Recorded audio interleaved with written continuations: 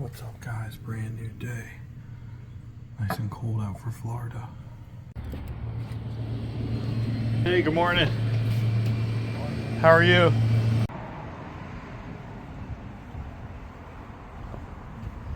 Super Sport.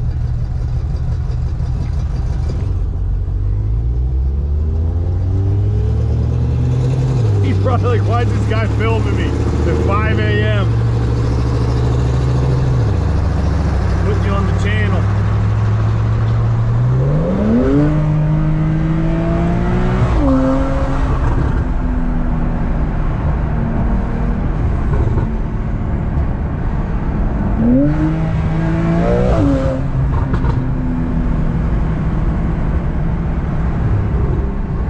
Those turbos bring me a lot of joy. They really do. So someone left a comment. They said, "Can you make a can you explain how you balance family life, hobby, travel, vacations, and business?" And I'll be honest, 2018, we moved our office from a small office to like a larger office, and that's when I was really immersed in the business like crazy. And then COVID happened, and I was like separated from the office. Like we weren't going to the office, except like we were taking turns. We were trying to do what we could. And in the very, very beginning, then we went to work like normal. But like, it made me realize I didn't have to be at the office. Even though the business was actually doing better because I was more immersed in it. And I was like photographing products and fiddling with stuff. I was like the guy from The Office, Steve Carell from The Office in real life. That's kind of like the type of boss I am. I was slowing everybody down because I was talking to all the employees every day. Fiddling with stuff, messing up stuff. But what I'm getting at is when I started going to the working from home, I realized that I didn't really have to be immersed in the business as much as I thought I did. And from that point on, I got obsessed with trying to optimize the business to have peace of mind and have time freedom. So I was like, how can I remove myself and delegate more and create systems and processes where, like, anytime I would come to I would run into something and I'd be frustrated, like, oh gosh, dude, I don't have time to do this. The next day I would figure out, all right, I got to delegate this to someone. If I have to hire, I'll hire. If not, someone that already has time to do this, I'll add it. You know, they can do it. And that helped a lot.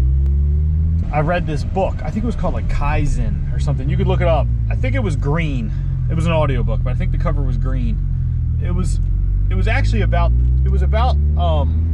systems and processes and improving one little tiny thing, like aggregated marginal gains. It was written about Toyota, I think, or Toyota was talked about a lot in the book. It's a Japanese thing, and basically what it is you make tiny little small improvements, and over time they add up to big things. So I got obsessed with that. My real estate attorney told me about that book. And so what I did was I started just trying to have these little tiny aggregated marginal gains where I could improve little tiny things over time and eventually get to where I'd have some massive change. And that's what happened. I went from being immersed in the business, obsessed with nonstop work, to, hey, how's it going? To immersed in the business, nonstop work, to basically, when he said, like, how do you balance life with business?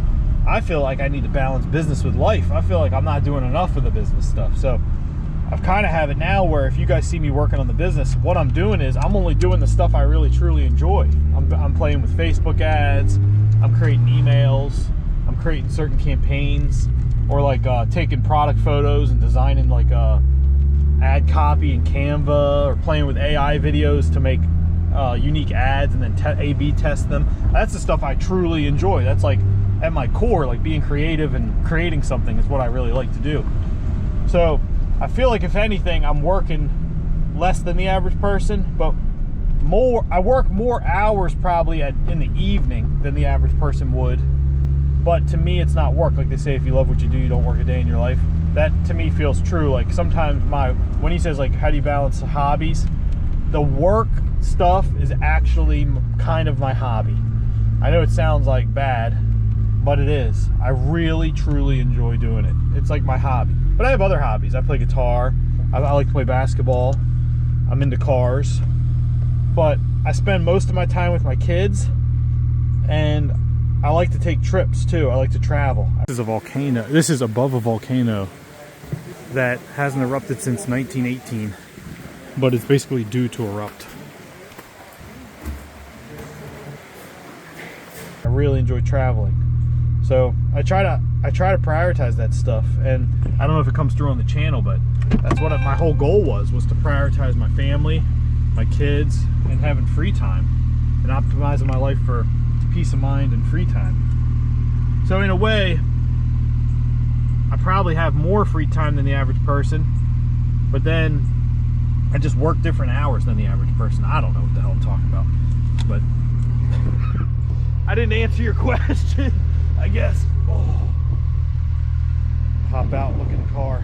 Hey Meta, start recording. Guys, I got the Meta glasses on, I got the GoPro in my hand. How many more damn cameras you guys want me to get? I guess it's not the cameras, it's the filmer. I'm just not really getting good footage. But overall, I'm trying to do like everybody else. We're trying to find some kind of happiness in life.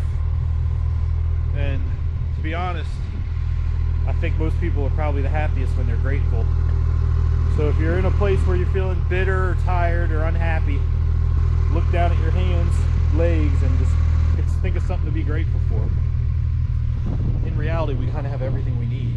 I was telling a guy that the other day. I was saying, on the happiness meter, I was just as happy with when I had my Camry with a kayak on top, and my son and I were going fishing on Boca Grande, as I am now with the 911 and a nicer house. That stuff really doesn't change the happiness meter.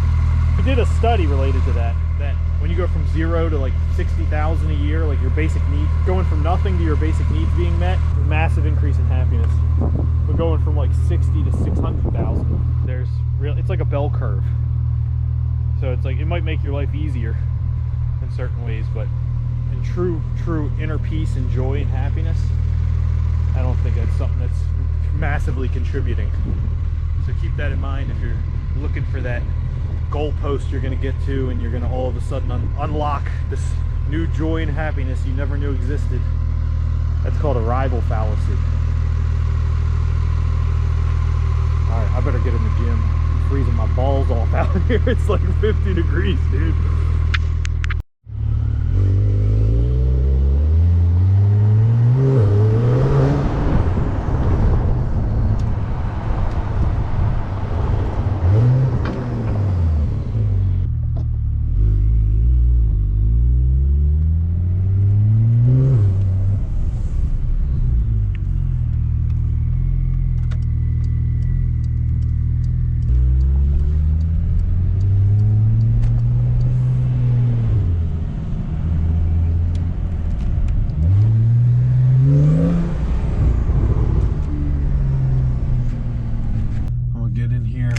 Start doing chest before I decide to hang it up. Leave a comment. Let me know where you guys are from. Where's everybody at? Let me know where you are in the country, or what country you're in. Last time I asked that, man, I was surprised. We had a lot of people from all over the place. South Africa, Greece. So leave some comments. I'm originally from Maryland. My parents were divorced. So half the time I grew up in Eldersburg, and half the time I grew up in Catonsville. So it was like every other weekend I would go to Catonsville. But let me know where you guys are from. And if you guys are from Eldersburg or Sykesville or Catonsville or Ellicott City or something, leave a comment. That'd be pretty cool. We'll know the same spots. Alright, I'll see you guys in a little bit. Ooh. Alright. Woo. This is light work.